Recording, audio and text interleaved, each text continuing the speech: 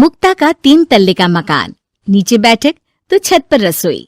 अरे मुक्ता, गर्मा गर्म रोटी तो ला, बहुत स्वाद बनी है सब्जी। लाई माँ, बस 2 मिनट। मुक्ता की दौड़ जो सुबह शुरू होती तो रात में जाकर रुकती। ऊपर नीचे करते करते पूरा शरीर थक जाता, लेकिन माँ, मैं आपके पैर में तेल लगाकर ही सोऊंगी, नहीं तो मुझे नींद नहीं आएगी। अरे जीती रहे बेटा, लेकिन तू थक जाएगी, वैसे भी तुझे 3 तल्ला चढ़ना है अभी। कैसी बात कर रही है माँ जी, मैं तो आज बहुत देर तक सोई थी, तो नींद कहाँ आएगी।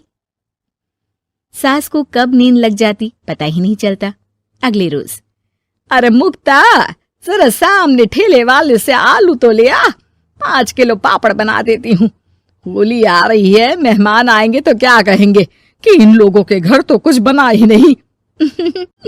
माँ, मैंने सब बना लिया है, आप चिंता मत करिए। होली वाले दिन दही बड़ा और पकौड़ों का इंतजाम भी कर लिया है मैंने। सास को लगता है जैसे उसे न जाने कितनी गुणी और अच्छी बहू मिल गई। एक दिन मुक्ता की बुआ सास उन लोगों के घर आती है। अरे भाभी, आपने तो हीरा बहू पाई है बिल्कुल। हर एक काम को ऐसे कर रही है जैसे कि रोबोट।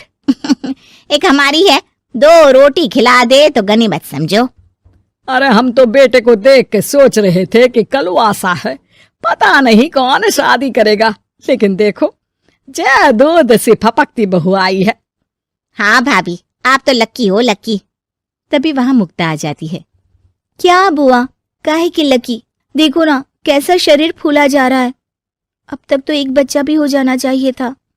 अरे हो जाएगा बहू, क्यों चिंता कर रही है। कर्म कितने अच्छे हैं तेरे, तुझे तो जुड़वा बच्चे होंगे, एक बिटिया और एक बिटवा। होता भी ऐसा ही है। मुक्ता को 2 बच्चे एक साथ होते हैं। मुक्ता, जल्दी से ऑफिस के लिए खाना बना दो, मुझे देर हो रही है। हाँ, लेकिन जरा ये छोटे वाले को तो पकड़ लो, तब तक मैं रोटी सेक देती हूँ। मुक्ता सारे घर का काम बड़े ही मगन होकर करती। क्या पति, क्या सास, क्या बच्चे, रिश्तेदार, सभी की जरूरतों का ख्याल वो बखूबी रखती। लेकिन भाई चांद को भी ग्रहण लग जाता है। वैसे ही मुक्ता को भी एक दिन लग जाती है किसी की नजर। दूर के रिश्ते की चाची कहती है, और बहन जी, आपकी बहू तो फुर्ती से काम करती है, बच्चा होने के बाद भी सारा दिन लगी रहती है। इसके हाथ का खाना भी इतना टेस्टी है, लगता है जैसे होटल का खा रहे। बस फिर क्या था, वो तो चली जाती है, लेकिन लग जाती है नजर मुक्ता को। शाम के वक्त, मुक्ता, कहाँ है बहू? हाँ माँ जी, बोलिए, क्या हो गया? बच्चे को सुला रही हूँ। अरे बेटा, जरा चाय तो पिला दे। हाँ हाँ, जरूर बना लीजिए, मुझे कमरे में ही दे देना माँ जी, बहुत थकान लग रही है। थकान? है भगवान, ये क्या बोल रही है, इसके मुंह से तो ये शब्द मैंने आज तक नहीं सुना। अगली सुबह, अरे मुक्ता, आज खाने का डब्बा इतना हल्का क्यों है? वो इसलिए क्योंकि मैंने सिर्फ रोटी और दाल बनाई है। अरे लेकिन मुक्ता, मैं तो नाश्ता, दिन का खाना, फिर शाम का स्नैक्स, फ्रूट, सलाद, ये सब लेकर जाता हूँ। कहाँ है ये सब?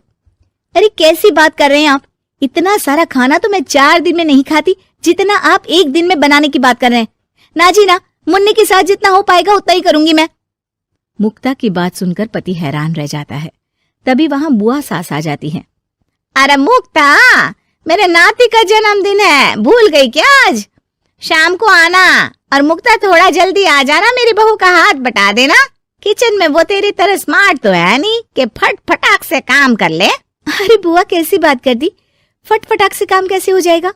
हम बहुएं हैं, रजनीकांत नहीं। बुआ देखो, आप काम के लिए पास के लल्लू हलवाई की बीवी को बुला लो, वो मदद कर देंगी, मैं तो नहीं आ पाऊंगी। बुआ सास को समझ में नहीं आता कि ये वो मुक्ता है जो 50 लोगों का खाना बनाकर भी चेहरे की चमक खोने नहीं देती थी।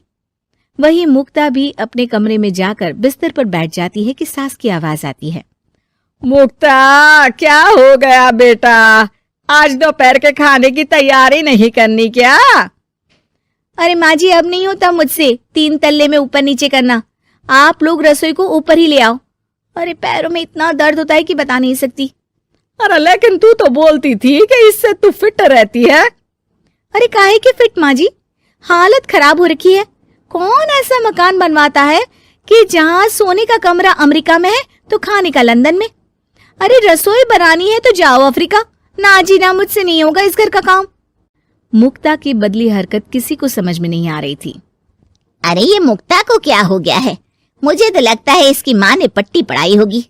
और ना जी ना, मुक्ता की माँ यानी मेरी समधन तो देवी है देवी। वो तो अपनी बेटी को ऐसे संस्कार दे ही नहीं सकती। मुझे माजरा कुछ और ही लग रहा है। तभी वहां मुक्ता हाथ में प्लेट और सब्जी लेकर आ जाती है। माजरा? किस बात का माजरा? खैर माँ जी, जरा ये सब्जी तो काट दीजिए। और हाँ, इसके बाद मैं आटा यहीं दे जाऊंगी, गूंद देना। हाँ हाँ, तू एक काम कर बेटा, गैस चूल्हा भी यहीं दे दे, बना भी दूंगी। अच्छा ठीक है, शाम को उसका भी इंतजाम कर देती हूँ। ये बोलकर मुक्ता वहां से चली जाती है। हे भगवान, ये तो वो मुक्ता है ही नहीं। अरे एक बार तो मुझे याद है, मेरे जूते भी इसने मुझे अपने हाथ से पहनाए थे। तभी सास के दिमाग की बत्ती जल जाती है। हाँ, कल वो कालिया की औरत आई थी ना, खूब तारीफ कर गई। उसके बाद से ही मुक्ता ऐसी हो गई है।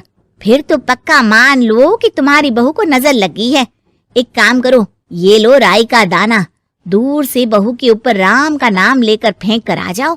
जो नजर लगी होगी यूं भाग जाएगी। फिर क्या, होता भी ऐसा ही है।